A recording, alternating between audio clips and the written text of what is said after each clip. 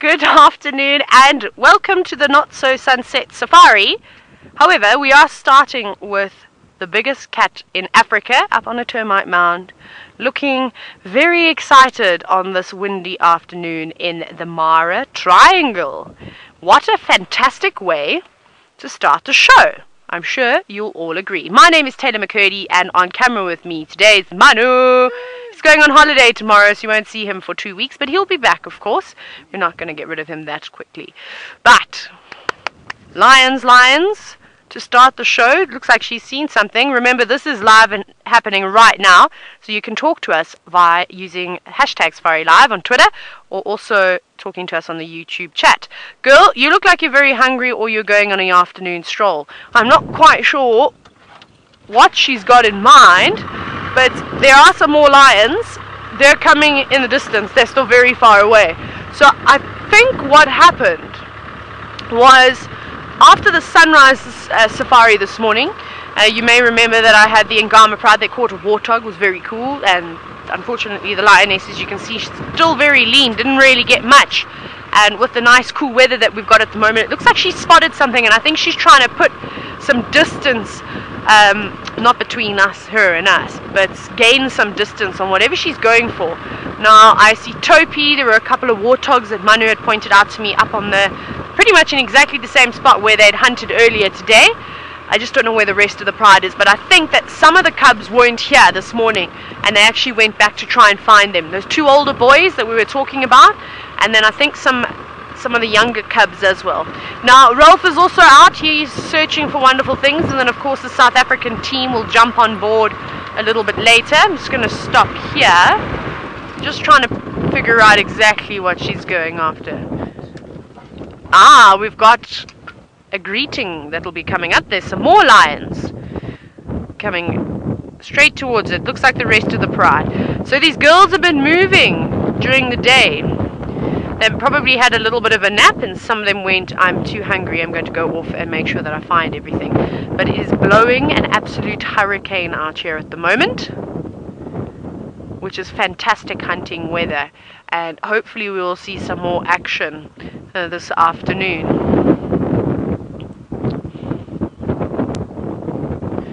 Now, Cheetah Riker, you're wondering how many attempts can lions have in a day in terms of hunting? As many as they like. So it all just depends on what they've gone after and how much energy they've used in those hunts. Look how excited this youngster is. Hello. And remember, lions are such sociable cats. So myself and Archie, isn't that amazing? Watched this hunt this morning. We spent about 2 hours with the lions, and in the 2 hours they made 2 attempts, unsuccessful attempts on warthogs, and then finally the third go, within about half an hour, they were successful.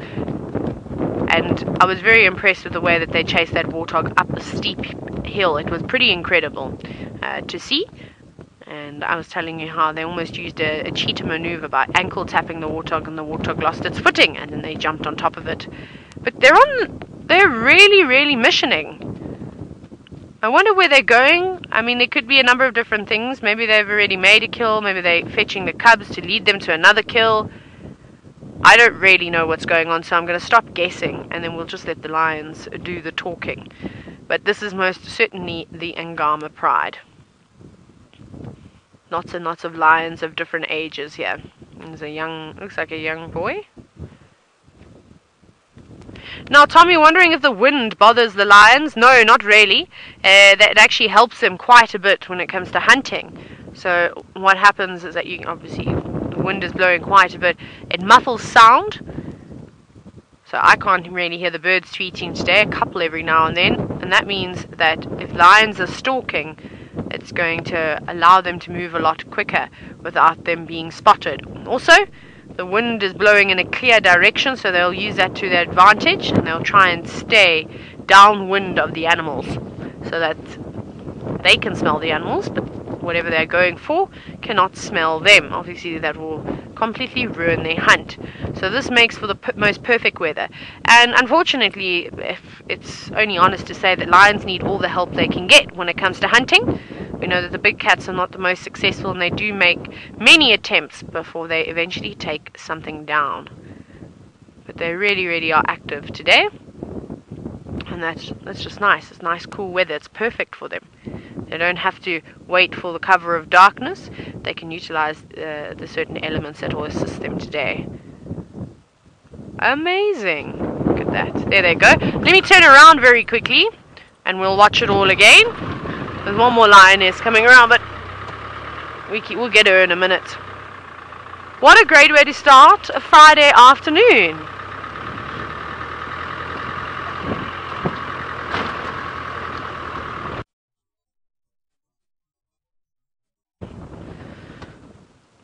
And cars blowing around quite a bit as well this afternoon. Sure, those boys are growing up very, very quickly. I feel as though they're doubling in size. Manu, when did you last... Oh, I'm trying to think. The last really good sighting I had with Manu was obviously with the zebra takedown in the same area. In fact, so this seems to be a popular spot. I'm just listening. I'm just trying to see if I can hear anything. That was me. That was awkward. Sorry.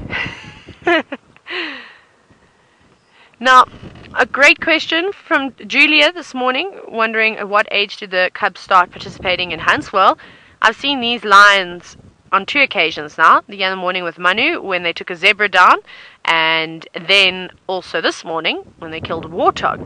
And those young cubs actually ran on in. They were close enough to the adults making a takedown that they could come and assist. Now normally what happens is the young cubs have been stashed away somewhere else, and the adults will have to go back to try and fetch them. And that didn't happen. They were all on the move in the morning. The whole pride was on the go. So the little ones just hung back, and once they heard the squeals, then they went charging on in as while the animal was alive. So they'll learn how to suffocate. But they're not obviously hunting right now. They're having a drink of water. These are the youngsters. There's one more coming up to the right. I think that little one thinks it's maybe missing out on something. Don't worry, it's just water. Nothing to eat here. You've got full bellies though. You can see who the gutsy ones were this morning. Just drinking out a little bit of a lugger. It was very kind of that other lion to move over, because now we can see what they're doing. And especially after having a meal, you will find that lions will drink quite a bit of water.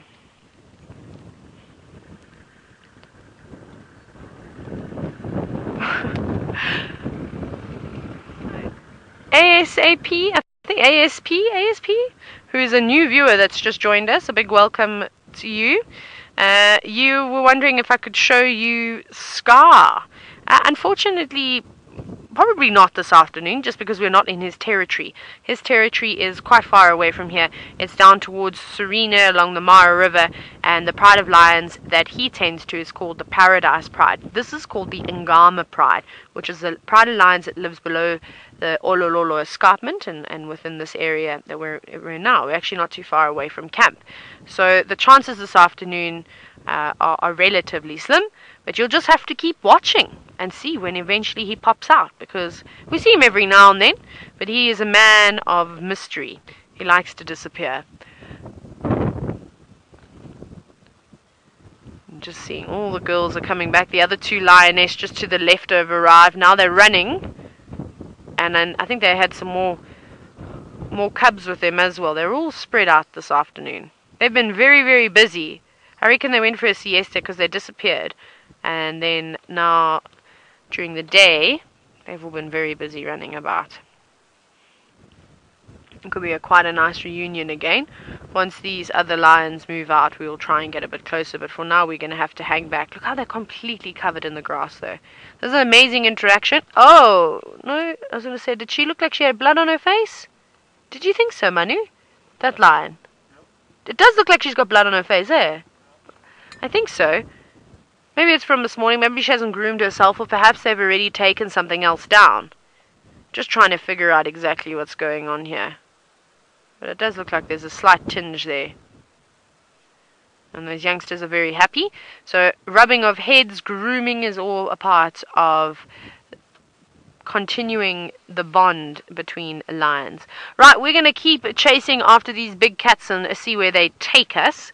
Ralph is out and about on this windy day, and he's got something that these lions might enjoy.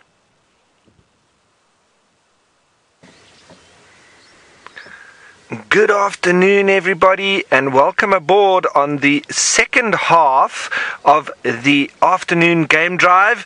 We're here in Kenya, in the Masai Mara and in the Mara Triangle, to be exact. My name is Ralph Kirsten, and on the camera we've got Archie.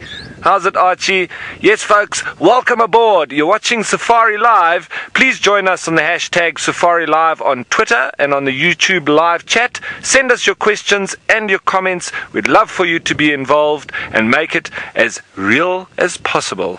Now, we've just pulled up here and down towards the marsh from the Olololo escarpment. We've driven right across the plains, headed down towards the marsh looking for whatever we can find out there. And on this plain here, we've found a real aggregation of animals. There are zebra, there are elephants, there are giraffe off in the background as Archie goes in there. And as we go across, you're going to start to see some impala. They're all lying down in the longer grass a little bit over to the side. There's a Kangoni, or the Coke's hartebeest. And lovely to see the difference between them and the red hartebeest, but still quite white bottoms. And there's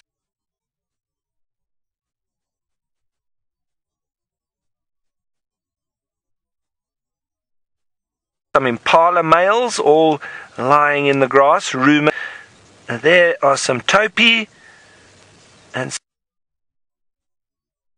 so beautiful. We drove for quite a long time before we saw any animals, and then all of a sudden there was a lot of animals all out on the plains here. So maybe because of the weather, it is quite cold. And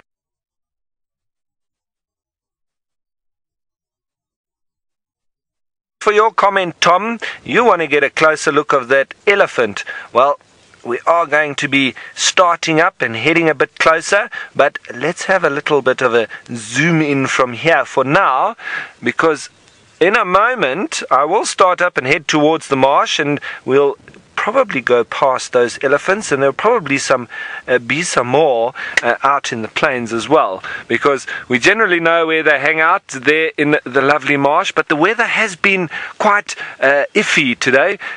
The sun came out for a little while, and now it seems like we're almost stuck between two fronts. We call that an occlusion, but we'll wait and see. It's about 15 degrees centigrade, probably lower degrees, 60 degrees Fahrenheit. So it's rather cool. There's quite a lot of wind, and it's making for a good feeling, you know. Predators can be active when it's like this, but not that we're only after predators. We're going to go down and pop in with those giraffe and the elephant and see how they are doing, or what they're up to. The giraffe was starting a little bit to neck, which means that it's probably a couple of males.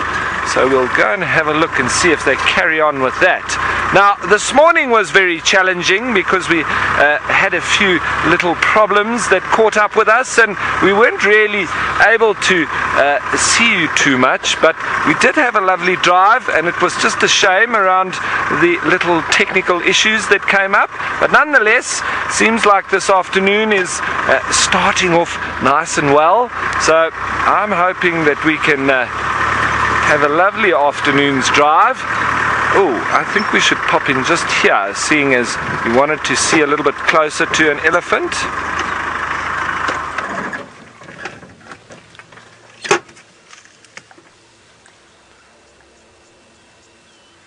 Now, Paul, you're wondering that a lot of animals use termite mounds as vantage points, and if it bothers the termites or damages the termite mound.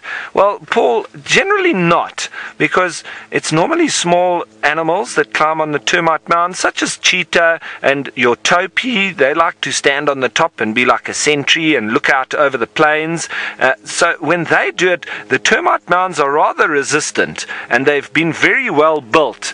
with the saliva of the termites and the surrounding soil, and they do a very good job of it. And it's almost like concrete. It's very hard, and so the animals don't make much of an impact on it. It's only when you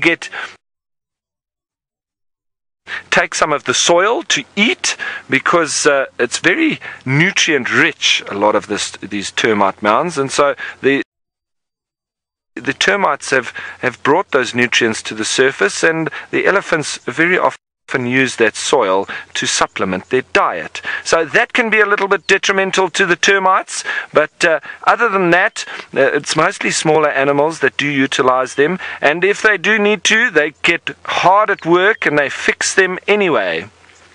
So I wouldn't worry about the termites and the termitaria. I think they'll be just fine. But folks, I think we're going to try and get a little bit closer to those giraffe and maybe see them necking, and hopefully closer to a couple of those elephants too. But in the meantime, let's send you on back to Taylor and see how she's getting on. Well, we're sitting with our lions still, as you can see, and they're all acting a bit strange at the moment. That youngster over there is creeping around. I don't know why he's creeping around like that.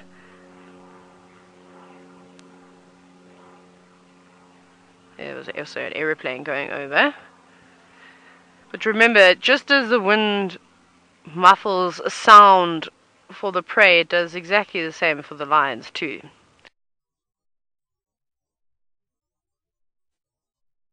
So they're going to be relying heavily on eyesight.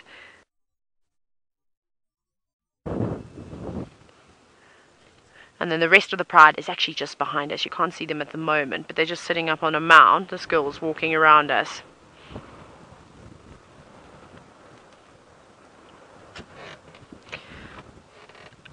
Now, Julia, you're wondering if a cub of this age, would it be able to defend itself from leopards, from hyenas, from other lions? They'd be brave enough to stand up to a hyena, that's for sure. I definitely think that they would do a lot of growling. Whether they'd be tough enough to kill another lion, probably not, in terms of it being an adult. They're very sweet. This one ate so much. Greedy guts. So they're still going to be relying on the adults for help. I mean, this fellow over here, he's probably around 1.5 years old now, or so. So, he's not brave enough to go and start challenging things, but he'll definitely chase a hyena around. A hyena would probably run away, but again, hyenas are cheeky creatures too. They'll see that this is a young lion and maybe take it for a bit of a ride and test its bravery. So a few more years. Give him about 1.5 years, and he'll be good. I just don't know where they're going, and that lioness definitely has a shade of pink on her face, but I don't know from what.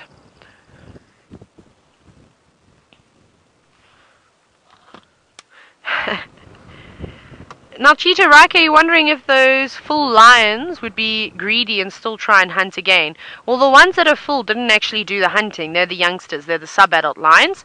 It was the adults that took down the warthog this morning. But unfortunately, they didn't get very much at all. They must have been quite tired from their chase up a very, very steep embankment. Like I said, it was a very impressive hunt. And so, yeah, so if something was killed right now, which is a possibility that it has happened, is maybe why this lioness still has some blood on her, is they will guts. Lions can gorge themselves. They can eat huge quantities of meat. He's actually even being a little bit nervous of us. I don't know what's frightened this little lion, but he seems to be a little bit on the scared side. Anyway, he's gone now. He's gone behind us, going back to the rest of this pride, and this other lioness just keeps staring off into the distance. I think she's one of the girls that we initially spotted. They'd come from the forest on the complete opposite side and come back around this way. But it's quite interesting to see what goes on here. Right, but we'll see what happens with these lions and what has made them so nervous. and hopefully I'll be able to tell you what's going on. Ralph has managed to find the giraffe that he's been looking for.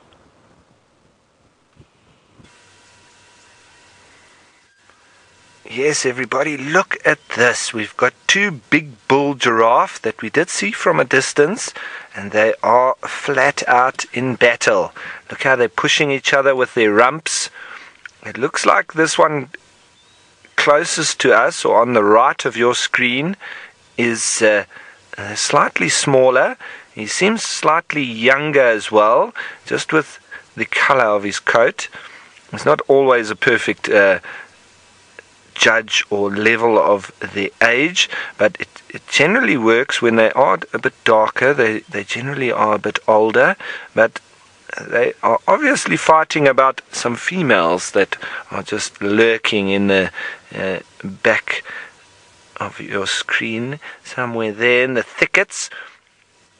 But we did see them moving through, and they were just feeding on top of the trees, because giraffe, their social behavior is called temporary association. So they're not herd animals. They do move in groups sometimes, and they don't stay in herds like the rest of the antelope or any of the other herd animals like elephants. So they'll come together and disperse randomly, and they normally come together around breeding and following up on mates.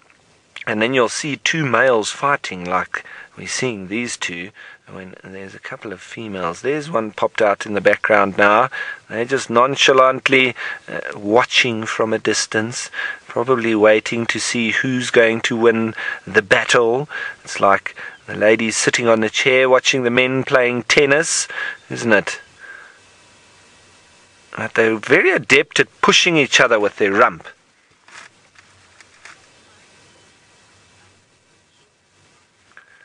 Now, Cheetah, Riker, you're saying it looks like they're trying to trip each other. Well, it does seem so, and it seems a little bit of a different tactic from this darker colored giraffe on the left of your screen, because he's going down for the legs. That's a new one. I haven't seen that one. And the other one's trying to block him, so he's had to, as a result, also start going down for the legs. So different tactics coming through here, and maybe the age showing on the more experienced customer. He's going to throw a little bit of a spanner in the works and try and get this youngster to submit, and that those females in the thickets there are going to stay his. He's got a challenger on his hands, and he needs to outthink him. As they push and shove,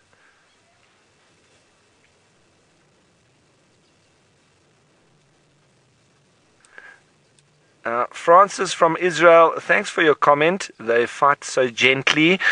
Well, it does seem so, doesn't it? And sometimes it's almost like they're just giving up the fight and moving along, but then they get back to it, and nothing's changed. But I can tell you that they do hurt each other quite a lot when they connect, and it can be a massive thud that you can hear from quite a distance when they connect nicely with those ossicones or ossicles that they've got, those bony protrusions on the end of their skull there. And that's nice and easy to be able to see that it's a male, because like lots of humans, not all of us, some of us, maybe a Mr. J.H. I'm speaking about up in Djuma, they go a little bit bald on the top of their head as they age, but it's also as a result of this necking. So the young males, they do look a lot like females, and they've got tufts of hair on top of those ossicones, but very clearly you can see here, even from a distance, that these are two males with the very bald patches on top. And lovely white ears, and from behind they're very bright, and that's what they use as their follow me signal for their mates. If they do need to hurry it along through the thickets for the youngsters, they can follow on with those lovely white flags that they raise as they run through. But these two are hard at it. There's nobody giving an inch for now. They both trying their best. You see there? Oh, he's coming back with a leg shot as well. And they're oblivious to the elephants behind them.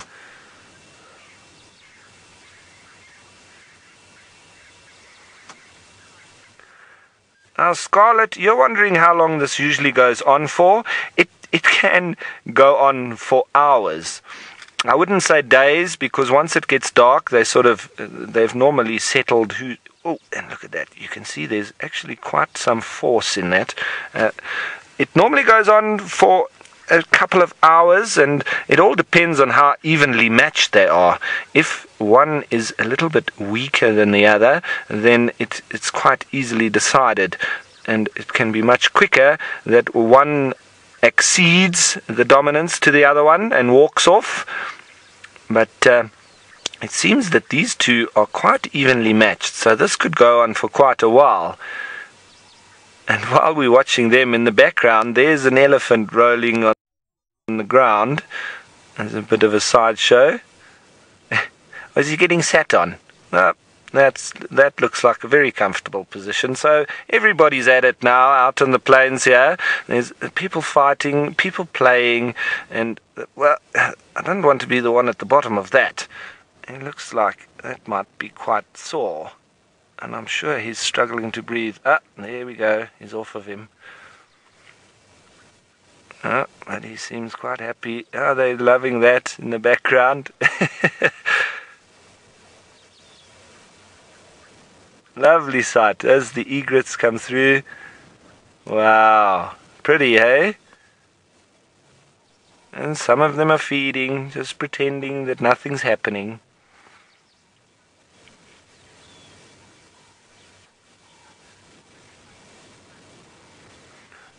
Now, Francis from Israel, you're wondering if they ever kick each other while they're fighting. Well, they can do, and they can kick a little bit out the back, but they're better at kicking out the back when they're in flight or running. But they can also kick out the front. Now, when they kick out the back, their legs go apart. But when they use their front legs, they don't actually kick, they stomp. So they raise them up and then whack them down. But because giraffe are so similar to each other, they're exactly the same physiologically, so it's quite difficult for them to be able to get each other with the kick. So what they're doing is probably the best way to hurt another giraffe, if you're a giraffe.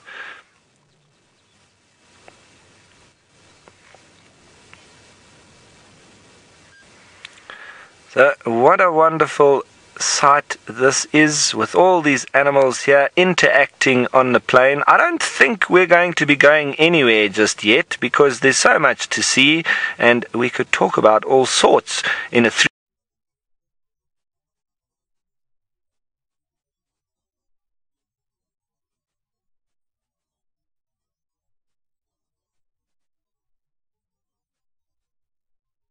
on over to Taylor, and we'll be right here when you come back. Well, fantastic. Hopefully we won't keep you for too long. Now, everything seems to have settled down just a little bit with the lions. They're all scattered now. I'm trying to count if they're all here, but it's quite difficult in this tall grass. I mean, let me just see. 1, 2, 3, 4, 5, 6. It looks like there's 6 on that mound. 7 just in front. 8, 9, 10. Is that all? And then this lioness 11. Where are the others? There could be another 3 quite easily just hidden in the tall grass. I could have missed them quite easily. So hopefully if they walk on one of the open roads, or at least where the grass is a lot shorter, courtesy of the vehicles, then we'll be able to count them properly. But I don't know why they were so nervous. I don't really know what's going on. I mean, normally we see the weather doesn't upset the lions so much. Not like it affects, of course, the other animals like the elephants and the buffalo. But what we will do at some point, Manu, we'll have to move away from these lions, because I see that one of our flaps is blowing around. Ting ting. You might be able to hear that. It sounds a bit like a Christmas bell. Ding ding ding. Someone has been working at the back and hasn't closed the flaps.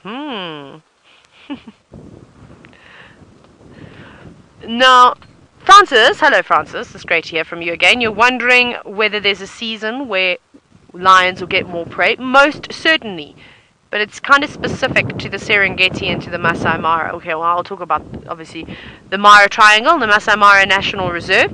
Obviously, during the migration, which starts anywhere from June, July, and normally lasts until about October, before they sort of head back south, there's plenty food, and the lions are all well fed. You very rarely will see a lion without an engorged belly.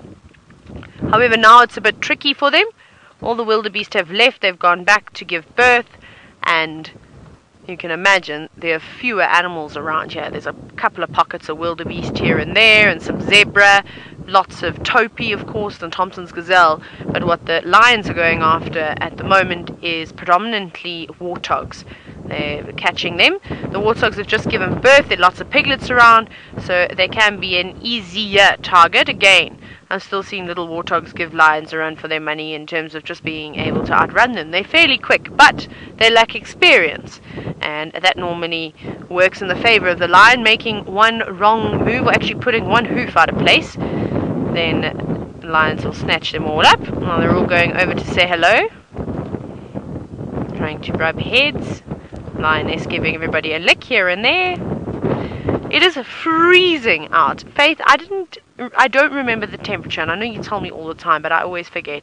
What is the temperature? Because it's probably going to be like 28 degrees, and I'm just being a baby. But even Jamie and Brent are back, and Craig, and Megan, and Adrian has arrived, so it's very exciting. I let out a squeal when I saw them all, I'm not going to lie, so I'm very happy to have the whole team back, which is nice. It's been not skeleton crew, but like few people around, which is unusual. Wow. So it's 66 Fahrenheit at the moment and 18 degrees Celsius, and what I was going to say is, even Jamie said it is freezing. She has just come from an area, though, from the coast of Watamu, where it is so warm and humid that you literally don't even sleep under a sheet. It is so hot there. So yeah, it'll be a huge change. But I am frozen. I definitely did not wear enough clothes today. I've even got long pants on. I kind of wish I had a coat like those lions, and they won't be feeling the cold too much. That coat is nice and thick and it keeps them warm, and then if they are feeling a bit chilly, you'll often see them snuggling up with one another. Again, it's just a way to constantly keep reassuring the bonds. Lots and lots of contact with one another. She's just coming to walk around, inspecting that everybody's here. They look like they're settling down a little bit more. I wonder if that's one of her cubs following her. Right, we're definitely what they get up to. Roll.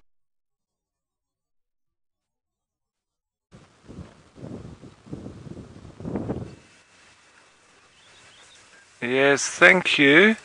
Okie dokes, folks. I've just got an elephant here close to us who's just surprised us, so I'm just talking to him nicely that he continues on his way. Hello, big boy. Thanks for saying hello. Yes, he walked up behind us in a hurry. We didn't see him there, did we? That was a nice hello. Looks like he's on his way down to the others. It was nice and close, eh, Archie? And he's on his way down to the rest, as those giraffe are still flat out in battle down below.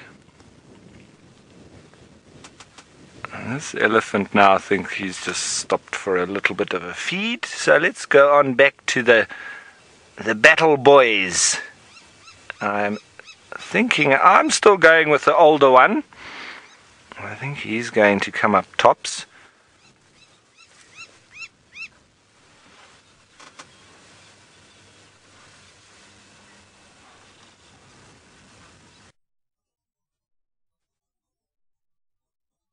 I would like to couple up with, as opposed to them deciding for them. Well, they will actually do that anyway, but the males need to establish dominance and then they present themselves to the females. But the females can still turn them away, and then the fight was all for nothing. But what you'll generally have then, after these two males fight, is that you'll have a winner, and the loser will almost just walk off. So he won't really be presenting himself to the females. So it's normally the winner that, having presented himself, he's got a pretty good chance of convincing the female that he's a good, strong couple mate for her. And that's all down to him having shown how strong he is in being able to deter the challenger. But it can very often happen that the females reject him anyway. So you can have the unlucky customer that wins the battle but loses in love. But it's still very interesting to watch giraffe fighting. It is almost like it's in slow motion, and it's like a lot of the things that giraffe do. They always seem in slow motion, but I can tell you, even when they're running, they look very slow, but they are extremely fast. They can move across the plain very quickly. And that big bull that said hello to us has now turned his back on us and headed off down towards the herd. Very nice of him to come up the road. I think maybe he was a little bit irritated that we were blocking the road, and he had to, lo and behold, walk around us. And I think he's just such a big bull that he just gave us a piece of his mind on his way past. But look at that, even getting right underneath the leg and hitting the other one in the chest. That's a very good move, that. I think he's hit a soft spot there. He might be getting the upper hand. You see how they're very bulgy on almost on the forehead as well. It's very much like callus that builds up, and it's actually very similar to the ossicones. So the bone actually starts to extend itself a little bit in the forehead area, and because of all this head butting and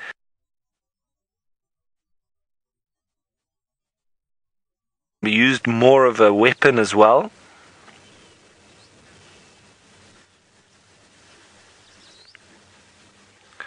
Now, Cecilia, you're wondering if giraffe are related to camels.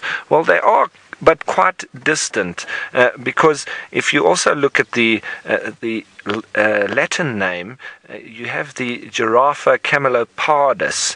It's very camel-like of the giraffe, and even as further we can say with Afrikaans, you call them a kameel. Very descriptive names in Afrikaans that are used in South Africa, and that directly translated means a camel horse, which I don't quite see that, but I can understand how they tried to mix the two, a camel and a horse, and you get a giraffe. Well, I think there are some features that are very similar, but and you see there, males will smell each other as well, as would dogs, and just to check how their scent is coming along and where they are in the social structure. And so he's also trying to work out how he is as an individual within the social system. But now we've got 3 of them going around in circles here. I wonder if this is going to land up getting a little bit more interesting.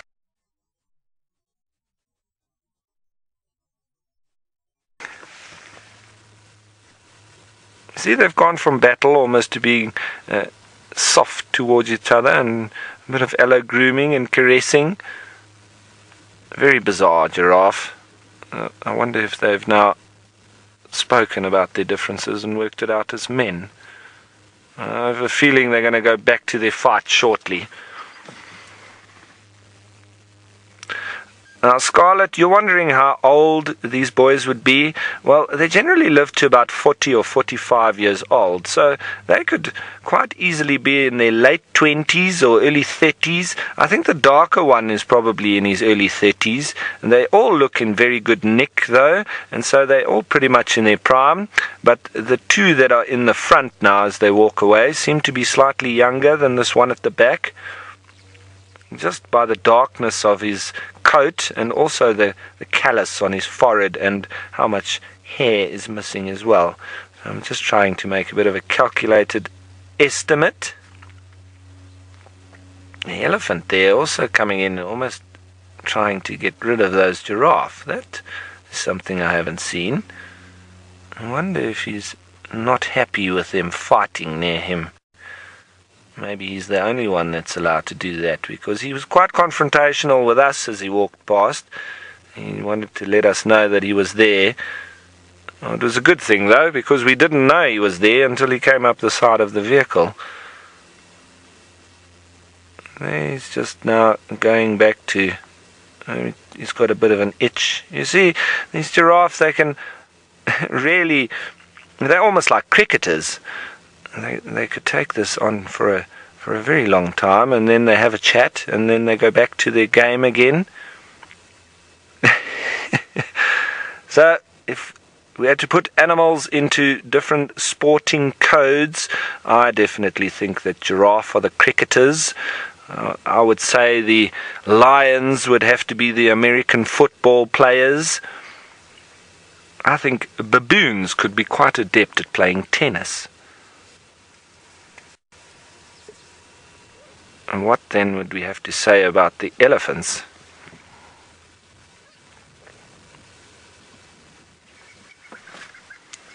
Right, folks, so we've still got this wonderful scene here as there's now zebra starting to come through as well. We do have one or two little technical issues that we do need to deal with very quickly. We're going to send you on over to the mountain camp. Please don't go anywhere, because we will be back just in a minute.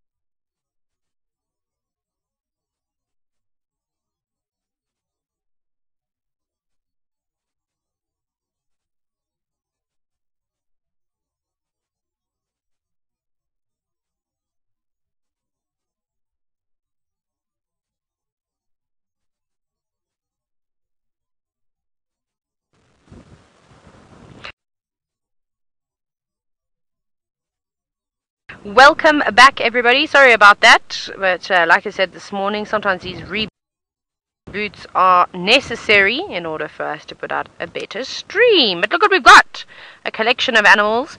We're now looking at a group of giraffe and a herd of elephants that have been playing around in the marsh for most of the afternoon.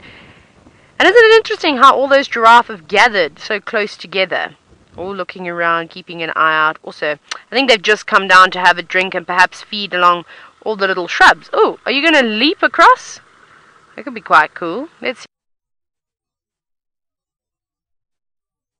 see if they all follow now. So that's we'll try again next year. But a beautiful herd of Maasai giraffe nonetheless. And it's still a very gloomy afternoon. It's miserable. I don't know if we're going to get rain. I hope we don't, because rain in this freezing cold weather is going to be a nightmare. Well, I won't enjoy it very much. Now, some of the lions have moved off of their mound and have actually gone down to lay in the grass just on the other side of the little grassy track. I can see one of the lionesses just staring into the distance. I think she's trying to see if she can spot them at the moment. But like I said, just before you left us a moment ago, they have settled down now. They don't look quite so frantic, which is good.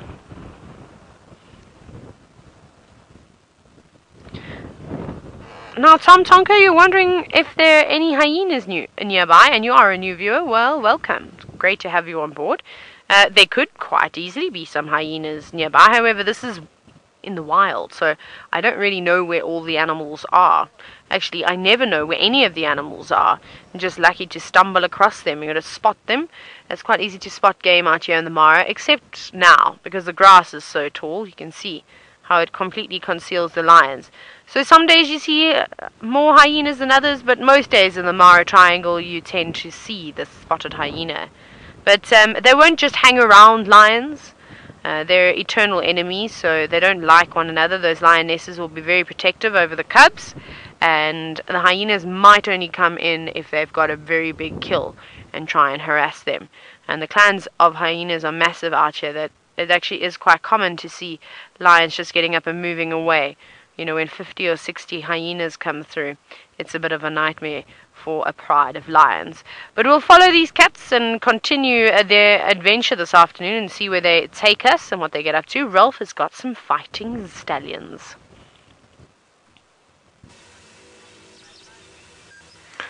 Well, we did have some interesting behavior with these zebra, but they seem to have settled their differences now. And while we were watching them, we've decided that if animals played in sports codes, then a zebra would have to be the sumo wrestlers, because they were also trying to sit on each other and really pushing each other around.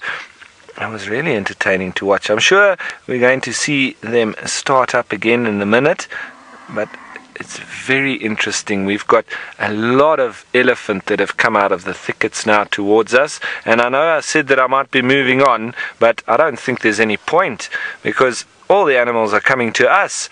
It's like sitting watching a movie here, the best movie you've ever seen. All we need is some popcorn, Archie. That would be fantastic. As this big herd now starts coming through, I wonder if they're going to come up for a drink here near to the little river. If they do, it's going to be right next to us, which will be fantastic. Get some nice close-ups of them. That's a lovely breeding herd, that.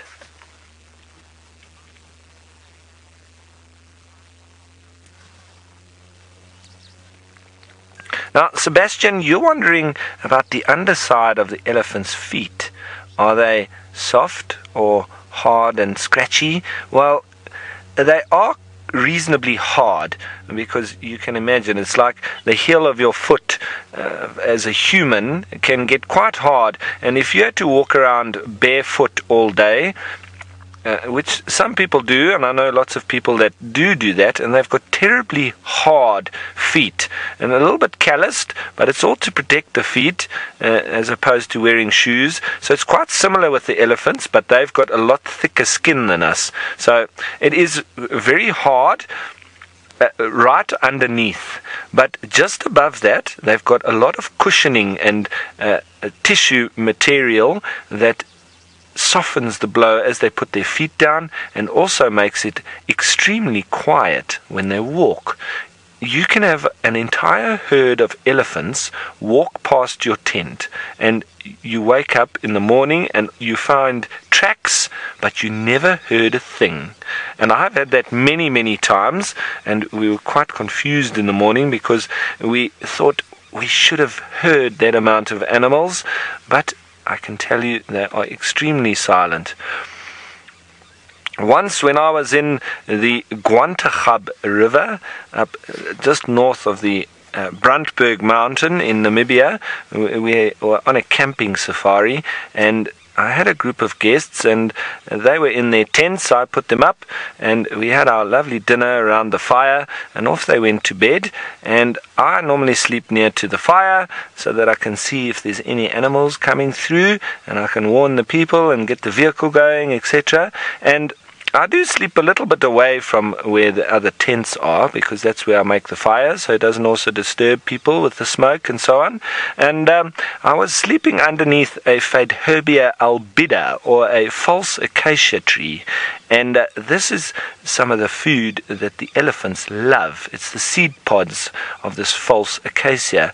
And while I was sleeping, I had a couple of these seed pods fall on my sleeping bag. And I opened my eyes to an elephant standing over me, grabbing the seed pods out the tree above me.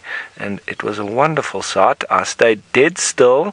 He ate his fill of the seed pods above me, continued to move along around the tree and feed on some more, and off he went. But I didn't know he was there, and the only reason I woke up was because of the seed pods falling on my sleeping bag. So it was a wonderful sight, and obviously when I opened my eyes I did get a little bit nervous and my heart raced a little bit, but my instinctive behavior, being in the bush for many years, was just to be quiet and to watch, and it worked perfectly. He knew I was there.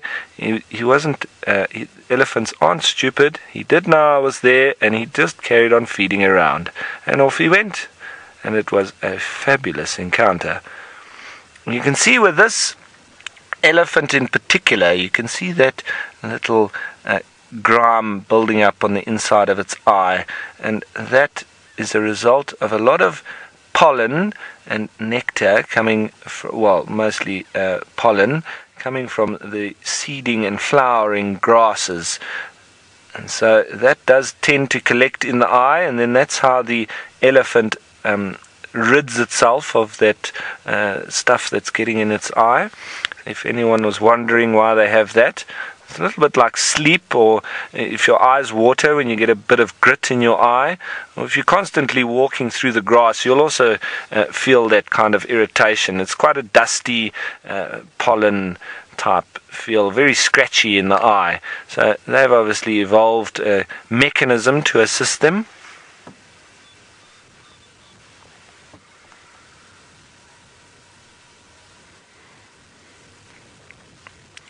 Now, Joy, you're wondering if, in my story, if that elephant could quite easily have stepped on me without knowing, or is it that they're quite sensitive to that? Well, to be very honest, I know elephants very well, and I have never seen an elephant step on something that it didn't want to. And they are very sensitive to that. They are very sensitive to their surroundings, and if he wanted to, he could have stepped right on me. He could have squashed me if he wanted to. Lovely experience. I've also been camping in another situation next to the Okavango River in Botswana, and when we woke up in the morning, we had an elephant behind our tent. And the reason the elephant was behind the tent, because we were actually camping in the way of his path, which we didn't realize when we put the tent there, but it was perfectly hollowed out, just enough for elephants to pass through. Now, with us not knowing that, we thought it was a lovely spot for shade, so we put our tent in that spot. Anyway, in the morning, I woke up with a sort of scratchy tap at the back of the tent, and I thought, what could that be? So I opened the front of the tent and stuck my head around the back, and there was an elephant right behind our tent. Anyway, so we very quickly exited the tent, and this elephant was now quite worried, because it wanted to come through, but it didn't want to squash or walk on whatever it was. So he slowly put his foot onto the tent pole. It was one of those very old A-frame little two-man tents. It was when I was quite a lot younger and many years ago. So a very old-style A-frame tent. And he put his foot very softly but assuredly onto the back tent until very slowly the whole tent collapsed. And then he tested it some more. And eventually, he could see that there was nothing really underneath that material. It was only our sleeping bags. And he very slowly walked over the tent and continued going. But it was very clear that he didn't want to squash or press or kill whatever he was walking over because of the way that he kept testing it and allowed us also to get out of the tent before he very nicely just walked through. So I believe that elephants know exactly what they're doing when they're doing it, and their feet are very sensitive to that as well, and they won't step on you if they don't want to. Another thing that I've seen is elephants also in that northwestern part of Namibia.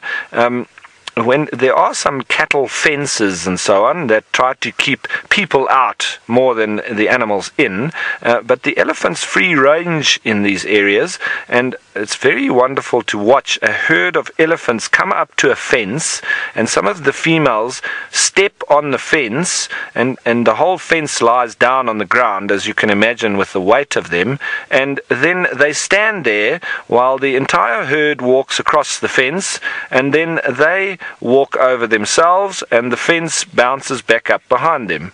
It's absolutely incredible. And all the little babies and everything as well allowed to walk over the fence while they stand there waiting for them. And so it's also the knowledge that they can do that, but also the very extreme sensitivity of their feet and what they're standing on. So it's fascinating. Incredibly intelligent animals, and they can be extremely soft, but they can also turn and be very aggressive at certain times when it's needed. Oh, we're going back to see what's happening. Have we got a new contender? There are 4 of them now. I wonder if there's a female amongst them. The one on the left potentially looks like a female. Maybe she's what all the fuss is about. It's quite a big... If it is a female, no, that's all males, I think. And they're all lining up for the fight.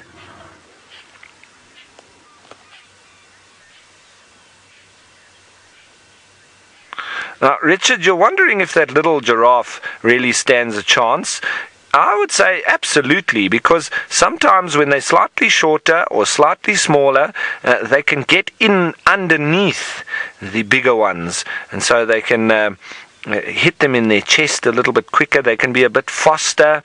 You know, I often compare that kind of situation to the light, I think it was super bantamweight heavyweight boxing champion that we had in South Africa. His name was Baby Jakes Matlala, and he used to beat boxers much bigger than him on a regular basis, and obviously eventually he became world champion. But the opponents used to say that it was so difficult for them to fight him because he was so small that he would get inside of them and then uppercut them, that they really struggled to get rid of him, and he was too much on the inside.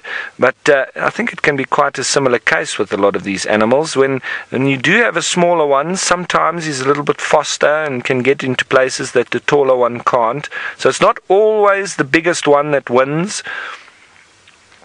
It all depends on how they land their blows, and it seems like there might even be a little bit of ganging up here going on. No, they are 2-2, but they're all at it. There must be some females around.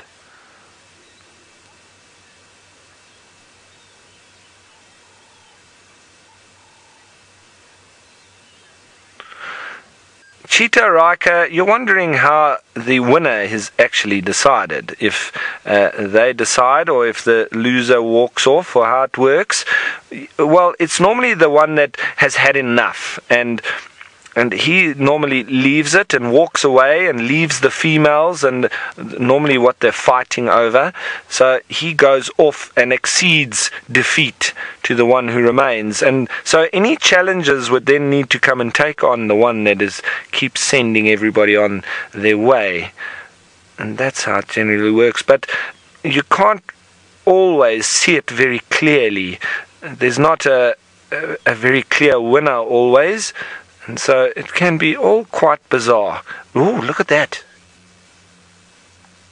He got stuck almost on top of him. I wonder if that was because he was doing those low, trying to hit him in his chest moves. But he nearly fell over. That could have landed up in being a real defeat. And you see, he seems to be backing off a little bit. I wonder if he got a bit scared and now the dominance is being headed over to his rival.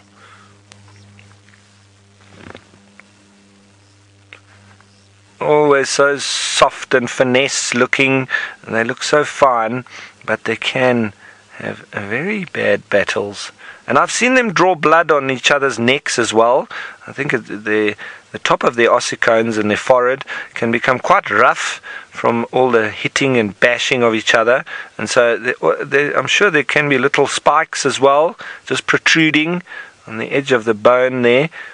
And so sometimes there are wounds along the neck when they get going for a long period of time.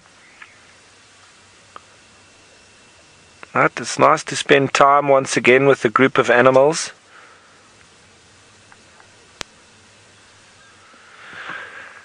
Alright, I think eventually we're going to have to move off from here and go and try and see what else we can find. Ooh, sorry, maybe we won't. Maybe we'll just sit here and watch these elephants approach now down towards the river. I think they either have a drink, but they're going to cross anyway if they don't, which can be quite nice. And the whole herd seems to going to be passing by us here, which is wonderful. We've got a lovely little bit of distance between us that we're not in their space. I'm quite comfortable here, and it seems that they're quite comfortable with us as well. So this is the ideal way to watch elephants. And they've known that we were here since they came out of the forest, so there's been no moving around. Very important when you are in the presence of elephants, especially in vehicles, not to be starting up and moving around too much. They're always good to remember that. And if you are ever out on safari and you've got a guide that is driving up and down or driving too close to elephants, don't be shy to say that you need to have a little bit of space between the elephants, because that is of imperative importance, and we want to allow the elephants to come to us and not us going to them. So folks, there's still a few of them coming lining towards us, and I'm just going to sit here a little bit longer so that we can see these elephants, but I might just turn a little bit just so we can get a nice view on all of them, because they are disappearing slightly off to the side. It's lovely to watch as they're crossing the river, and we've got a lovely line of them now moving away. It's a wonderful sight, that. Heading up towards the Olololo escarpment along this little river or wash line. It seems a little bit of a split now between this herd. Some of them have remained, or if not turned back down towards the marsh, and these ones walking along the river seem like they've got a lot of intent, heading up towards the escarpment.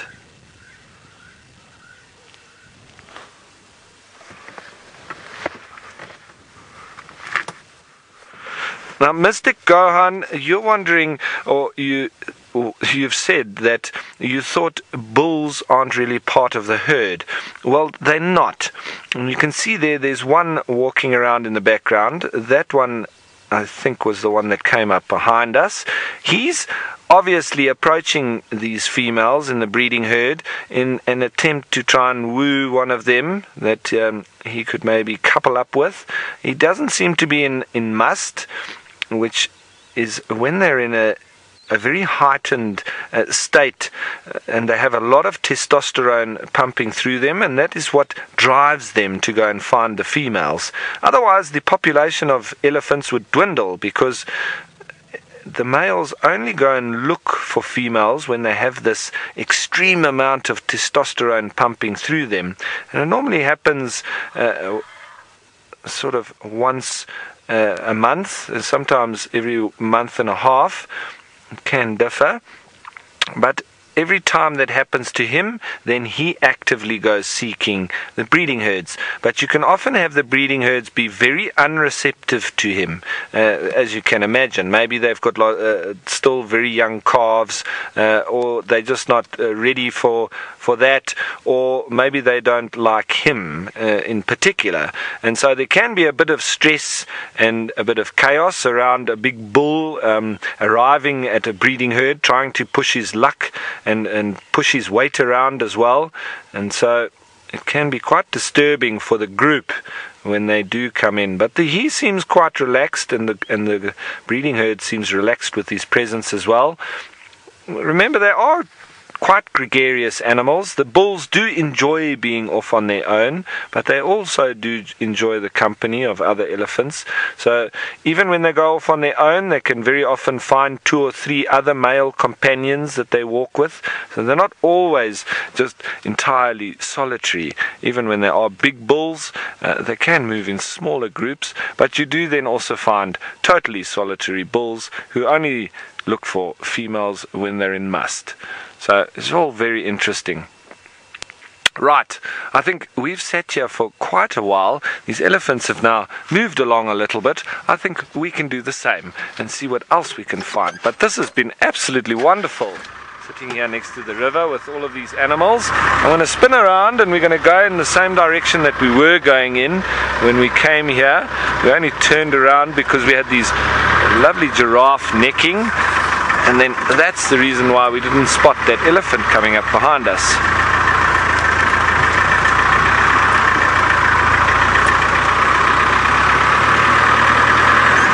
Okay, so I'm going to head on up this lago a little bit, maybe head on to the other side, see if there's maybe any of the lions around, the Marsh Breakaway Pride or any of the others. But while we're doing that, let's head you on over to Taylor and see what she's been able to find. Not much. We actually ended up moving from the Angama Pride, and the reason why we did that is they moved off that very comfortable termite mound that provided us with fantastic views, and down into the lovely golden grass where I'm sure they were keeping out of the wind. Nap time, apparently, for the lions, so we will pop past there a little bit later. What I thought we would do, something that I haven't done for quite some time, is we're going to head up just on the other side of this forest, and then we're going to go up towards the escarpment and drive along the escarpment for a little bit and give it a bash and see if we can find the small sausage tree prided lions, which I can't even tell you when I last saw them. Why they've been so scarce. Maybe they've just been around and the grass is so long in that area we're missing them. That's probably the case. I doubt that they would have moved out of the area. And then also, if we head into that spot, there's a good chance of seeing black rhino. We have seen many black rhino around there, and of course leopard. Brent and Jamie and James and Scott, they've all said they've seen so many leopards along that road and along that forest. Fairly skittish, so not around for very long. I haven't seen one yet, but maybe today's the day. Who knows? And then we'll also check up on Mr. and Mrs. Hammerkop's nest just up here, which is not too far away. We'll see if they're busy building or if they are elsewhere, maybe at a nest that they've already built. They're such hard workers though. Otherwise it's a bit quiet out here, but this section is typically on the quiet side in terms of animals, well, at the moment. Vish Design, now you're wondering what is my favorite wild cat to see. It's the lions are my favorite of the big cats, and then I love them all. I love all the animals. Leopards and cheetah are incredible to see as well. But I do love serval, African wildcat, and caracal too. When you get to see them, and I haven't seen either of those species for quite some time now. It is so special. Sorry, I thought I saw a vehicle. We'll just stop here very quickly. No one's home. Well, not today anyway.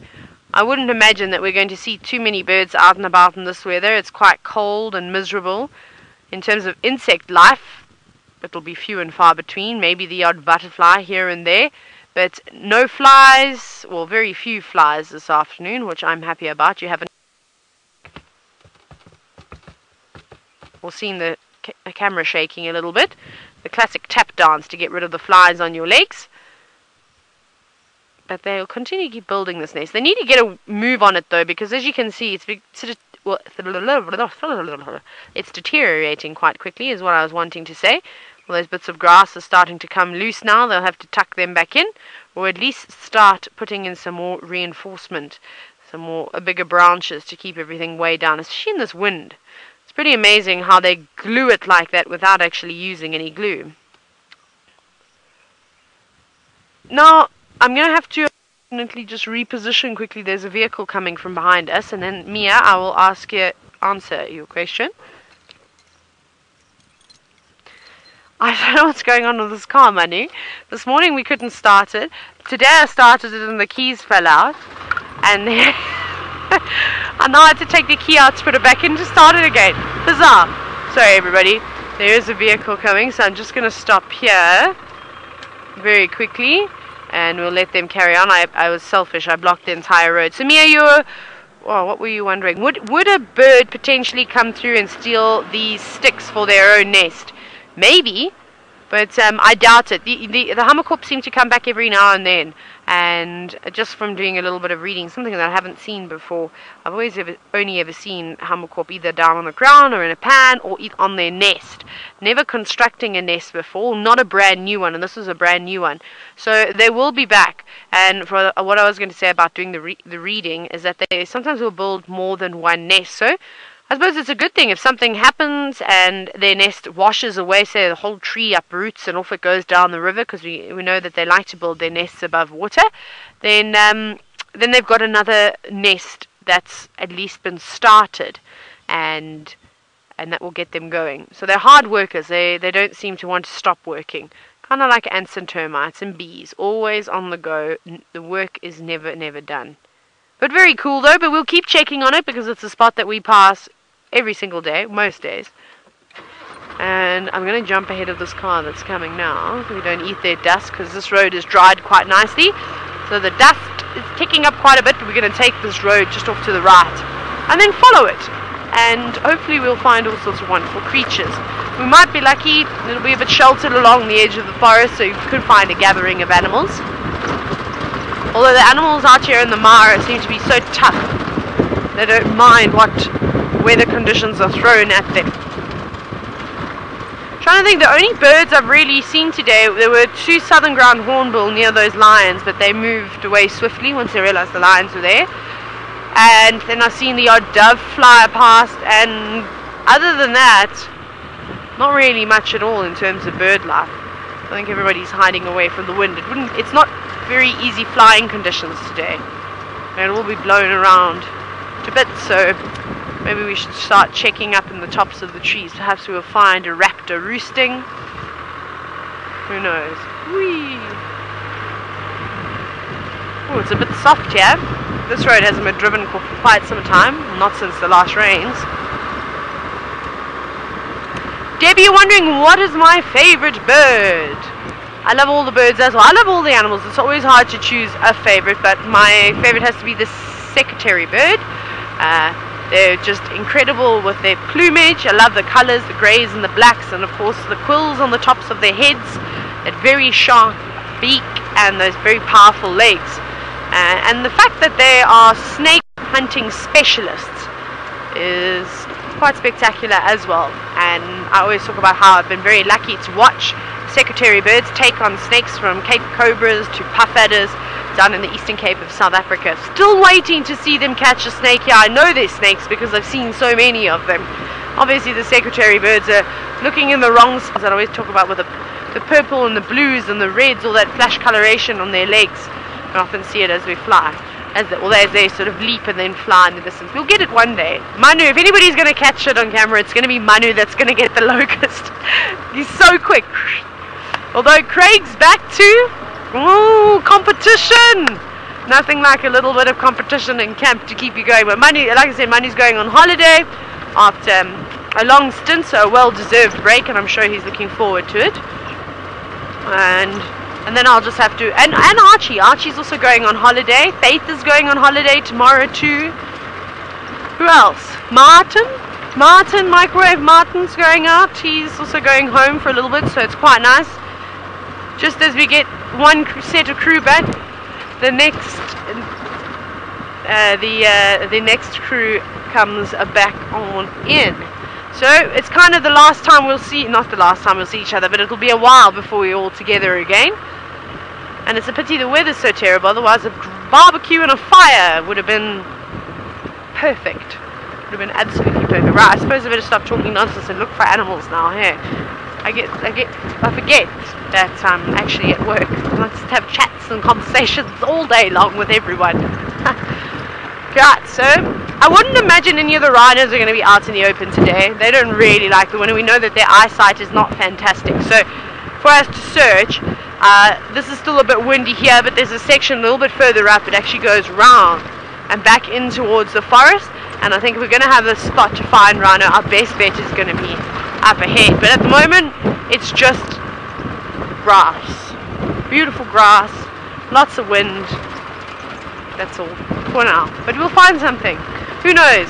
Maybe today will be the day that we also see the African emerald cuckoo roosting up in a tree. I highly doubt it though, but you know, it's never a bad thing to put these things out to nature. Nature does interesting and strange things and provides some funny things. Right, now Ralph has got something, I'm not sure what it is, but I think it was the bird that created the nest we just had a look at.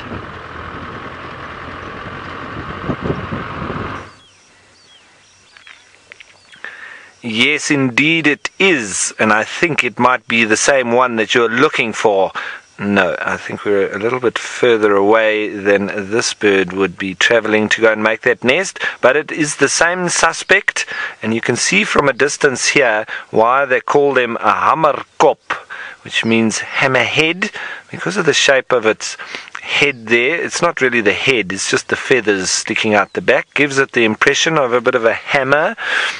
But these birds building those big mud and reed nests that Taylor was showing to you, and then you can very often have other birds which nest on top of it, like secretary birds and vultures and all sorts of other large birds, that a lot of eagles, because it's a perfect platform. So instead of them having to go all the way off to mountainous areas where they would normally find nice flat platformy areas, they can then just utilize the top of a hammerkop's nest. And it's crazy, and I'm sure Taylor has told you how they build the nest. They constantly work at it, and they make a tiny little hole at the bottom, and they also have a false entrance to confuse predators, so they all think that they go in and have a look and there's nothing in there, and then they leave. Meanwhile, the real entrance is around the back. So it's quite interesting, that. Right, we have spotted up off in the distance a very big herd of buffaloes, so we're going to make our way slowly towards them, going along this lugger here, and see what we find along as we go. But that's our aim now. We've got something to go and look at. But I wanted to mention, I know we were doing some bird calls the other day, so there was one bird that I haven't done. Well, there's lots of birds that I haven't done, and I'm going to do lots more, but there's one special bird that I really like listening to, and he frequents the gravel plains in the northwestern parts of Namibia, and they normally sing in duet, and it's a endemic bird to Namibia, the Rupel's Koran, or I think it's called the Rupel's Bustard now, but they call in duet, and it's a very simple call, but the way that they move their heads with each other is quite interesting, and they do this quack quack quack quack quack quack quack quack quack quack. As the one goes up, the other one goes down, and quack quack quack quack quack quack quack quack. It's very funny to watch, but very prevalent in those gravel plains there. You can always hear them in that lovely quiet desert air when it's normally heading towards sunset and there's no wind, and the sound travels for large distances. I think we maybe have spotted here something behind us. Mr. Archie, well spotted. We nearly drove right past him, folks, but my eagle eyes in the back there, while I was busy doing my Rupel's Koran call, look what we nearly drove past. Now, I don't want to wake him up because that would just be rude. I know then we'd be able to see his face, but he's having a lovely snooze. I'm thinking this might be part of the Chitwa timber boys, but for now it's just a flat sleeping male lion right next to this lugger.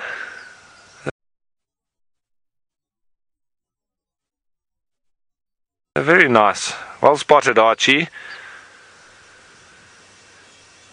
And so that's a flat cat. It's not always the best sighting to have, and I don't believe from the rhythm of his breathing. Hang on a minute, we have a bit of movement, Archie. Oh, he stretched his leg out.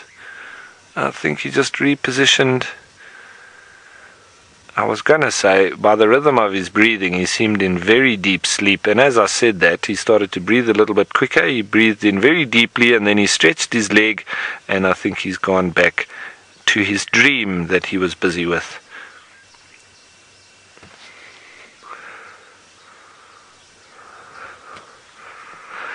Tom, you're wondering if it's one of the black-maned males of the Mara? Well, it seemed like it might be one of the Chitwa timber boys. They do have a rather light sort of front part of it, and then the back half does go dark, but I wouldn't be able to tell you until I saw this male a little bit better.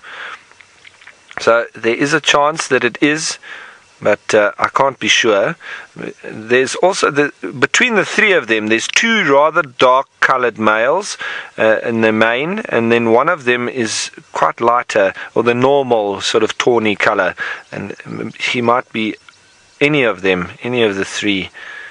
And we'll just have to see if he's got the pom-pom on the end of his tail to also know if he's one of the Chitwa Watemba boys. He's on his own though. It's not to say that there's not another lion around the back of this or somewhere else. As easily as we nearly drove past him, we could have driven past a couple of the others lying in the grass there off to the left. But he is in deep slumber. I wonder what he's dreaming about. Would it be chasing giraffe or zebra? Maybe he's dreaming of chasing buffalo. I hope he is, because maybe we get to see some of that. I think he's dreaming of warthogs. Or whatever he's dreaming, he's not moving except for staying alive. As the flies also just walk over him. You'd think he's dead if you didn't see that his chest was moving every now and then. Wonderfully and tranquil here. So I said I don't want to disturb him because he is fast asleep.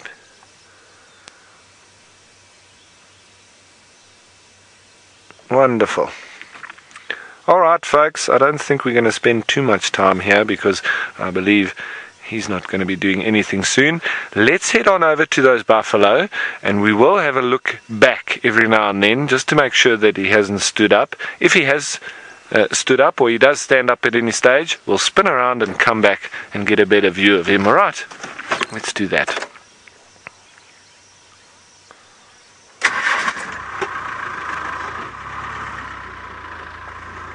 Now, Julia, you're asking a very interesting question. Which animal do I think that I'm the most knowledgeable about?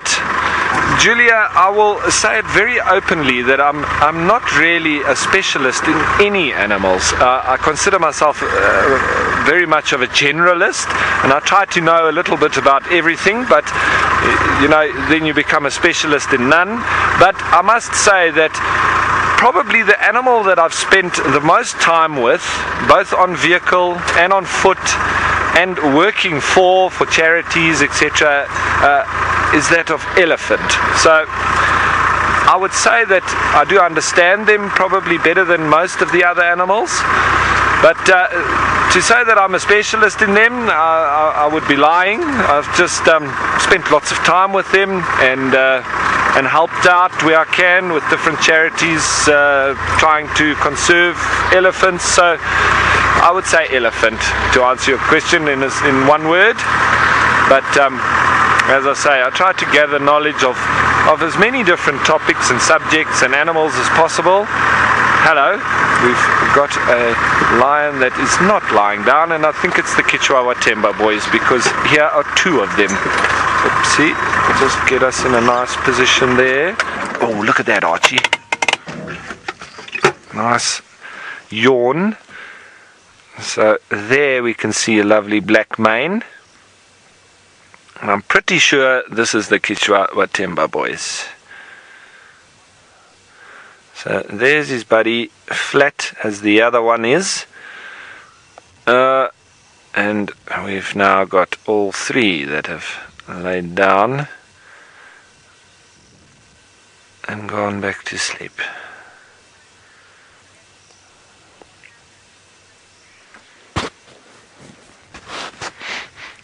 Now, Debbie, you're wondering what would happen if a snake had to slither near the lions. Well, generally they would jump up. They do know the dangers of snakes, and so they won't just leave it to crawl over them. They do jump up, and I don't know if any of you have ever had your own domestic cat when they come into contact with snakes. They are actually brilliant with them. Okay, in terms of the predator prey type situation or survival strategies and instinctive behavior, we used to have a cat that was half African wild cat and half Burmese, and this cat was never taught by any other cat, so it was totally instinctive. And we saw him with a couple of snakes, and we used to get rinkels and cobras in our area where we used to live in South Africa. And with this cat, when he spotted a snake, it would be very interesting because they would do this rocking from side to side, and I've seen lions do it as well, but they rock side to side when the snake is standing up. So they rock side to side, and it's almost like the hypnotizing that the Indians do with the whistle. And he would do that for up to about half an hour, and then eventually pounce on it and bite it behind its head and kill it. It was incredible that he had never been bitten by a snake. He obviously never knew snakes, and he had obviously learned how to do that all on his own. So whether it was instinctive or not, but I've seen lions also doing that backwards and forwards or side to side motion in a hypnotic way for the snake. And the snake first rears up very aggressive, almost looking like it's going to strike, but then eventually starting to go like this with the cat, and then it's almost a bit lethargic, and then it is easier for them to attack it. But I've seen lions smack them with their paws after that head shake as well. But yes, they do understand the danger, and I also have seen snakes that have been bitten by Cape Cobra as well as black mamba, and they eventually died. So it happens both ways. Sometimes the lions can kill the snake, or they leave it and they just get out of its way, or the snake can also bite the lion. So they're not immune, and they can also fall foul to the incredible potency of some of our snakes that we have around Africa. Giraffe centric. Yep. Thanks for your comment. He's just lying around. That's one of the little jokes that we often use with our guests. Yes, he is indeed just lying around. He's doing what they do best, which is sleeping.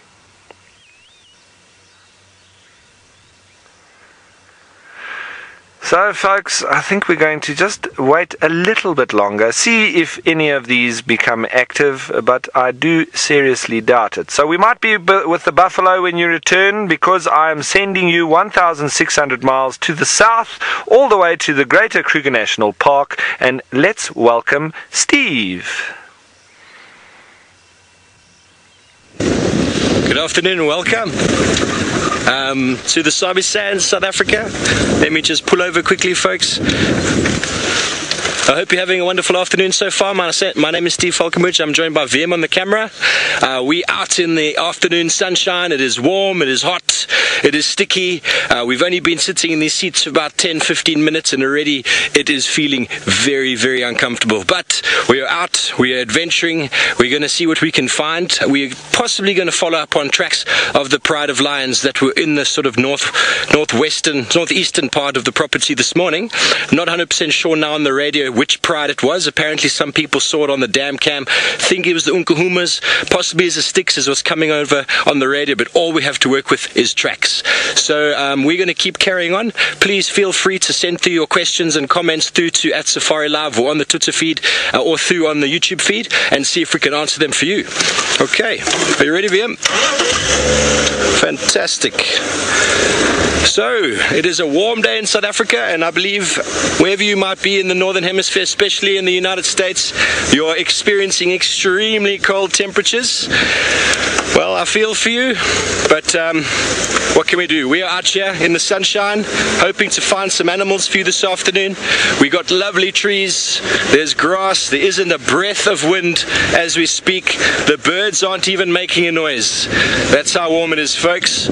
So we're going to have to make sure that we keep hydrated, make sure that we keep our eyes peeled, because you never know. If we do come across something, it could be lying flat in the shade. That is where I would be if I had the opportunity. Nice to be moving, the wind through the face. We're coming down to Twin Dams now at the moment, on Twin Dams Road. Oh, look at that. Did you catch that, VM? That was a Wahlberg's eagle that just took off the floor. There's a little puddle there. It's just gone into the canopy of this jackalberry. Let's see if we can... There he is. Just edge up. Tell me when you got him. Have you got him? Yeah. There we go. There's one of the pale morph tawnies, male or female, as I've said before, very hard to tell. Was just enjoying possibly a little drink or a little leg wetting. There's a very small little puddle here on the side. It was probably dipping its legs in there. Looks, by the look of its head, it's had a little, it's had a little bit of a bath. You can see that crest quite clearly on the top of the head. Very characteristic of the tawny eagle. I apologize, of the Wahlberg's eagle. You can get tawny eagles that look similar to this, but the crest that just stood up on the top of the head there is very characteristic of this wonderful bird species. And if you look clearly there, you can also see the sear, the yellow bit of the beak. Oh, it's just gone off. I don't know if you saw it though, but it didn't extend too past the eye. The tawny eagle does extend past the eye. And we just have a look at the little puddle over here, VM. Just a little puddle there of mud. That is what the tawny eagle, excuse me, I'm getting muddled this afternoon. That is where the Wahlberg's eagle was doing his thing. Got a little bath, got a little bit of a wetness, probably feeling a little bit cooler, and it's now going to go and do some ablutions. So we're going to carry on. It is quite warm.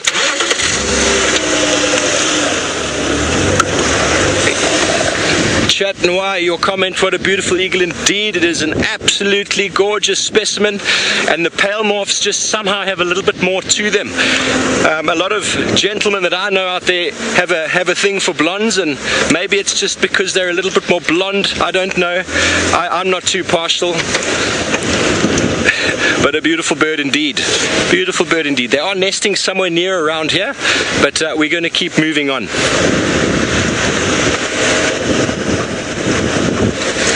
Richard's asking the question if I have a favorite eagle, and I definitely would probably put my finger on either the Verreaux's, the black eagle, the same species, black eagle or Verreaux's eagle, it's the same bird, or the Marshall eagle, most definitely. And I know that some of the people in FC would be rooting for me to say that the favorite bird or raptor is the falcon, hence my surname Falconbridge is quite similar. I know they were high-fiving about that the other day, but it's very hard for me to put my name on a bird. I love them all. Raptors, all beautiful, beautiful specimens. So we're on the southern boundary now, on the Gowrie Main Road. We're heading towards Chitwa. And we got another little birdie over there, also enjoying a little bit of the sunshine and the water. Sorry about that, Liam. And you see him? Yes, an Egyptian goose.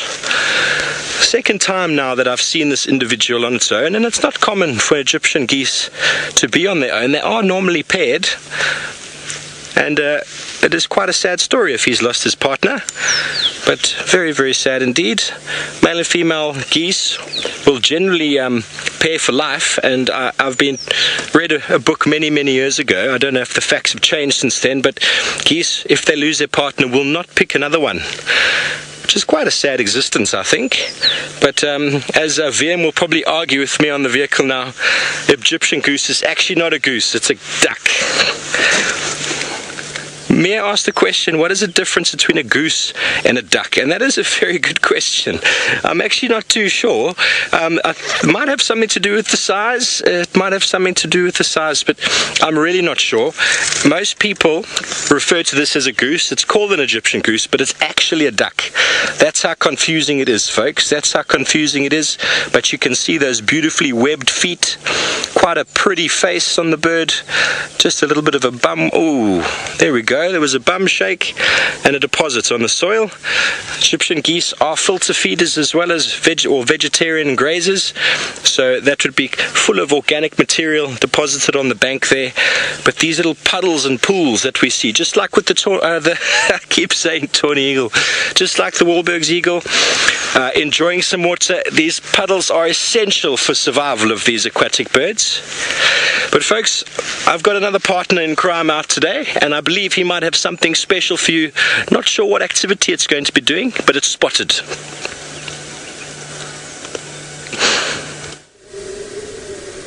I do indeed. Good afternoon, everybody, and welcome to sunny South Africa and a very hot day with a very hot cat. My name is Tristan, and on camera today I've got Davy, who's back from holiday. Davy, did you have a nice holiday? A lovely holiday. That's excellent. I haven't actually been with Davy since March, so I'm thoroughly looking forward to our afternoon together, and especially because we've already got spots, which is a fantastic thing. So we've got little Hosana, who is back on Djuma for the first time in a very long time. He's found himself all the way into the central parts of Djuma. He's right in close to the Mulawati on Vulture's Nest, and he's sitting there very uncomfortable at the moment for a reason. The reason is that sitting up in the tree above him is a carcass. So he's managed to find himself a little impala kill that he's gone after and will manage to get himself, and he's hoisted in the tree, and that's why he is so uncomfortable. So it's a bit difficult with the light, but you can see the head just dangling on the right side of the frame. There we go, that's the head dangling over the branch. Bit difficult to see. Now this is live, it is interactive, so if as happy as I am to see Hosana and want to tell me about how happy you are, remember hashtag Safari Live on Twitter or YouTube chat if you do want to get hold of us. But what a way to start our afternoon. In fact, this cat was actually found by Herbie today. Herbie was out and about and he saw the carcass hanging in the tree and managed to find Hosana, and so that's really good for us because it's made our life very easy, and it also means that there's a chance for Steve to try and go and see if he can find the other young prince of Djuma, and that is Tumba. So we're in a situation where hopefully we'll have both of our young boys on a drive, and it's been a long time since we've had those two around, and since we've been able to watch the two young men of this area and see how they go about their business. Now I'd imagine that we're going to see Hosana being very sleepy and very quiet for the first part of the afternoon. Dave, you say that Hosana has always been so adorable. He is. He's a funny little cat, and actually him and Tumba, both of them, they're very inquisitive little cats. They like to sort of interact with their environment, and they've been really something special for us over the last year. We've had some amazing sightings of both of them, in particular Hosana, because Hosana, you know, he spent a lot of time on Djuma, and in fact the last 2 years, should I say, with him, and he's really provided us with lots and lots of entertainment, and he always looks incredibly good. And you can see he's taken to adult life and very well. The fact that he's got himself a carcass, he's got a nice big full tummy, and he seems to always be fat, this young man. He always seems to have found something somewhere.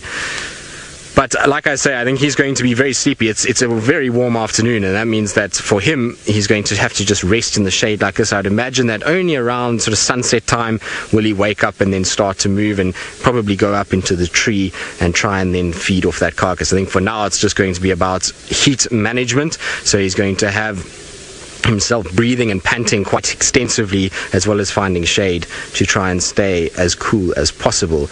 Now you might hear a whirring behind me at some point, and that is because there is a fan going on Ronald the Rover as well. So Ronald's also trying to keep nice and cool as well.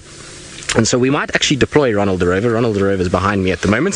So there's old Ronald parked up against the dashboard. And maybe we'll introduce Ronald to Hosana, because of all the leopards we have out here, I am 100% sure that Hosana will probably react to Ronald the best out of all of them. So we'll see how that all goes a little bit later, and we'll see if Ronald and Hosana can make friends at some point. I don't want to do it right now. I just leave him to have a good rest. Only if he wakes up, then we'll do it, because I also don't want to surprise him and give him a fright. So if he's awake and looking around, then we might put Ronald down and see if Ronald can drive up towards Hosana a little bit. But you can see the flies are around as well. That's because he's got a carcass here, so that's going to attract a number of different little biting flies, and they're going to be landing on the carcass and then onto him as well, and he's going to be very, very uncomfortable for the next little bit, unfortunately, which is a bit of a problem. Now, Faith, I'm sorry I didn't get the name, but I know the question was about whether or not Hosana is dangerous towards Tandi's cub, so if you can just repeat the name for me, and then we'll address the question. But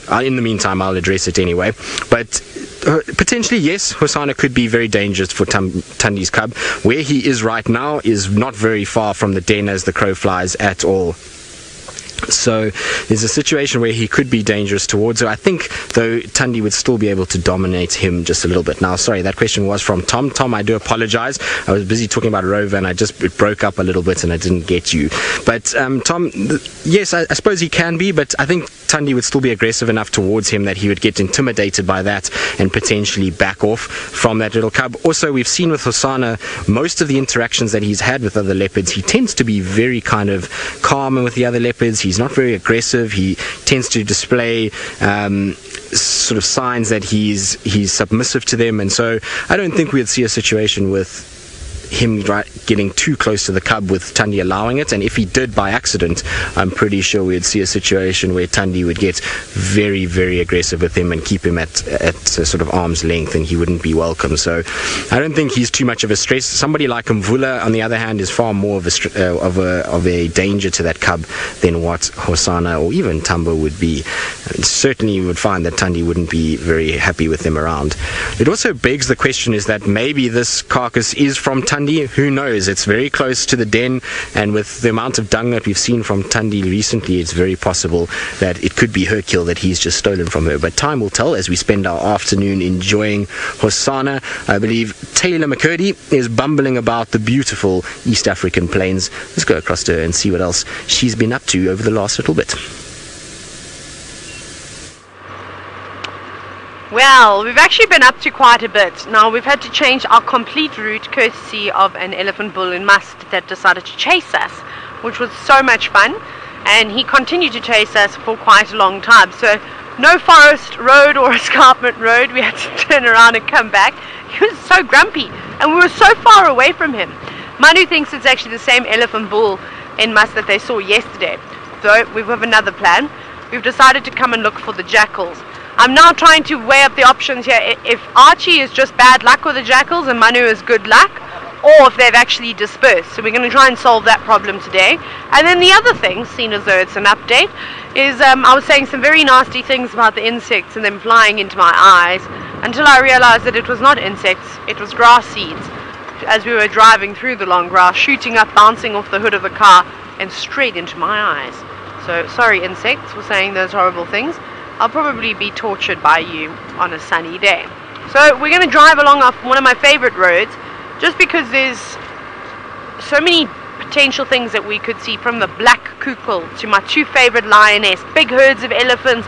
There's often a herd of buffalo, and of course with those two species comes cattle egret as well. So, and then of course the main reason why we all like driving down this road, or like why most of you like sending me down this road, is of course for the jackal pups. But we're still a little bit too far down, close to the main road. We've got maybe a couple of 100 meters to go, and then hopefully we'll see them. There's lots of pin-tailed wideyes that live here. Let's see, there's one that's just sat up there. We'll have a quick look at it. It's the first thing I've seen. Very, very, very easy birds to identify, of course, with that long tail and that bright red beak as they wear their breeding plumage. And this morning Archie and I couldn't brake quick enough though, and then unfortunately I startled them. There were two pin at the same time. There we go, it's just singing its tune. Very high pitch, very fast call. You might be able to hear it. The wind has died down a little bit here. Let's see if we can hear it. And beautiful, beautiful long tails. Now, it was quite interesting when I first saw these, first saw the pin-tailed wide-eyes up here in the Mara. They had only just started growing their breeding plumage and their beautiful long tails. And I was so confused. I was like, why are they so short? But we can clearly see they've grown to the length of a standard pin-tailed wide-eye now. And they're really, really lovely little birds. There's no females around though. This seems to be an unlucky fella for the moment. We normally see them when they fly with their girls in hot pursuit chasing after them. And there's normally more than one female per male. Lucky boy. Very cool. A few little bugs bothering him though, not bothering us. See the flies flying around its head there. That's incredible. See how he's twitching? Not very happy with that. Well, I'm glad that you have them and I don't have those flies. Very cool. Now there is a car coming up behind us, unfortunately, so I'm going to have to move.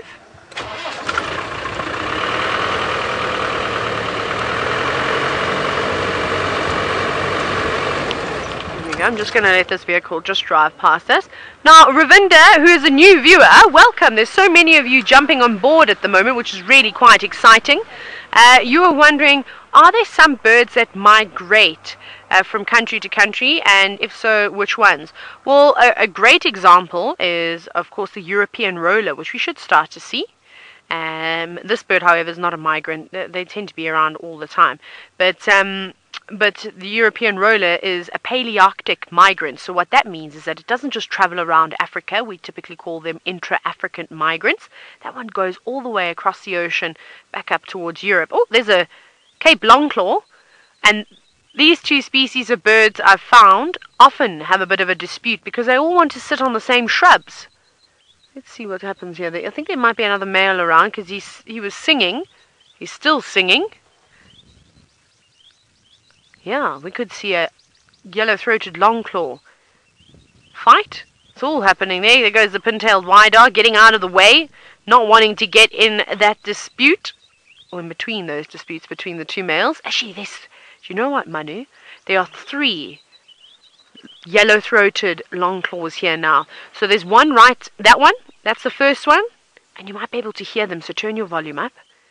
And then there's one just in front of the car, just a little bit to the left. There we go. There's the second one. And then again, a little bit further to the left, maybe about 3 or 4 meters, a little bit more. There we go, just on that little shrub, that a little bit to the left. There we go, that one. The one right next to them. There's the third one. No, you're not even one. You're something else. Are you? Turn here. Maybe it's a female. But the boys are singing. The 2 of them are chirping away at the moment. And again, like we saw the pin-tailed whiters fighting, we've been seeing a lot of disputes amongst the yellow-throated longclaws. And they're all competing for these perches. So from the rufous-snaped lark to the yellow-throated longclaw, the pin-tailed whiter, which we've just been seeing, they all like to perch up and sing their beautiful songs. So there are many, many, many shrubs that they can, of course, sit on, but they also, most of these birds will have territories. And, oh my goodness, look at that gathering of midges there. And with those territories, of course, they'll have their favorite spots to sit. So, goodness, if you are a yellow-throated longclaw and you're sitting on someone else's perch, good luck to you. I'm so happy that I'm seeing the birds being attacked by the midges too, because they always attack Manu and I. And it's an absolute nightmare. Let's see if it gets annoyed enough to actually fly away. Now, over Lake Victoria, these midges, they swarm in thousands, if not even hundreds of thousands. And I would not like to be on Lake Victoria with all those midges, that's for sure. I mean, I just struggle with a couple of hundred flying around me. No, they don't seem to be bothering that bird too much. I don't think they'd want to have anything to do with that little bird anyways. But very cool, always nice to see the birds out and about, and also nice now that the wind has started to drop. So we weren't seeing anything before because it was gusting an absolute hurricane, but it has changed now completely. The wind has settled and everybody is starting to fly out and reveal themselves, which is quite cool. So we've still got a little bit of a stretch to go to try and find these jackal, but we're going to try our absolute best. Ralph, however, is sitting with one of the Chitwa timber boys, and I think he's still fast asleep.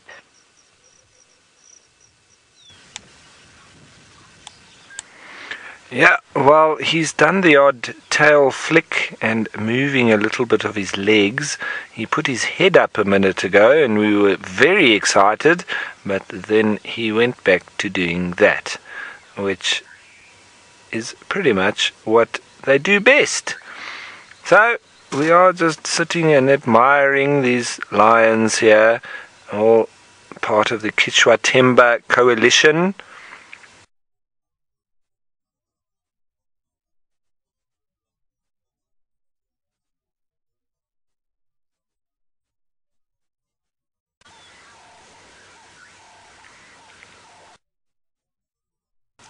Now, David, you're wondering how long lions sleep in a day. It is a lot of time, David. They can spend up to, and if not more than 20 hours of a day sleeping.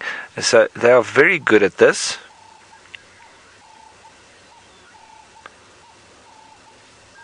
And so it's very often how you find lions. The weather does suggest that it has potential for them to be a little bit more active. They can be active when it's hot, but they do very easily become exhausted because of their very high heart rate and high metabolism that assists greatly in digesting the heavy protein meat that they eat.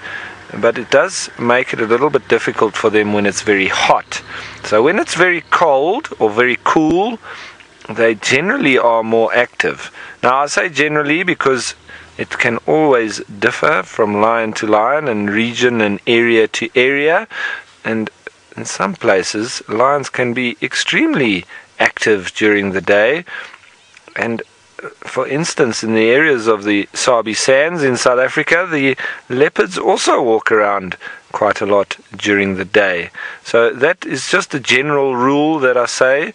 It is a little bit more uncomfortable and easier for them to overheat and exhaust themselves when it's hot, but they do still perform quite a lot during the day as well.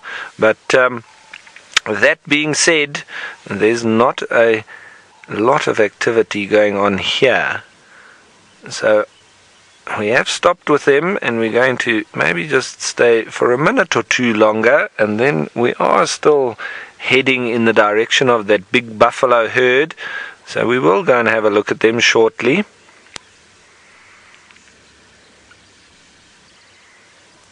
Now, Philip, you're wondering if these three males have individual names. I think they quite possibly do, but I haven't quite found them out just yet. So if any of you viewers want to send through the names, and if you potentially know who this exact individual is, please feel free to send it through on the hashtag Safari Live on Twitter and on the YouTube live chat.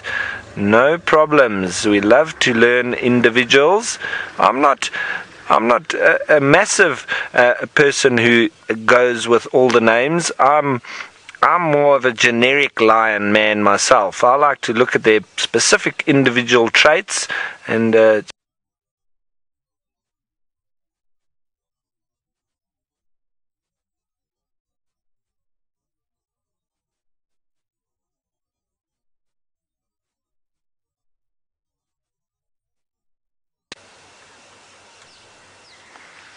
Scarlett, you're wondering how far male lions will travel to form new territories. Well, it all depends on the resources and the other males in the area. So if they're crossing through territories which can be very close by, for instance, just on the other side of this lugger could be another territory, they could literally start to want to take over another male's territory just like that. But they would have to be a very strong coalition, which these three are. So it can be very short, but they can also travel large distances, over a couple of 100 kilometers if allowed, and it's free for them to move like that, and they can then put themselves in a better position with more resources, more animals, and better water points, and that can depend on how the game is in the area. Maybe they move off and they migrate, but it's not as easy for the lions to migrate after them because they've got their set territories. So we've often had the question from viewers, why don't the lions just follow the migrating animals and stay with the food? Well, the problem comes because those plains game are moving through different lions' territories, and so they are free to move, albeit that they've got to look out for lions, but the lions need to look out for other lions and those set territories of theirs, and so very dangerous for them to move into their neighboring or neighbors territory, because they would have a lot of conflict.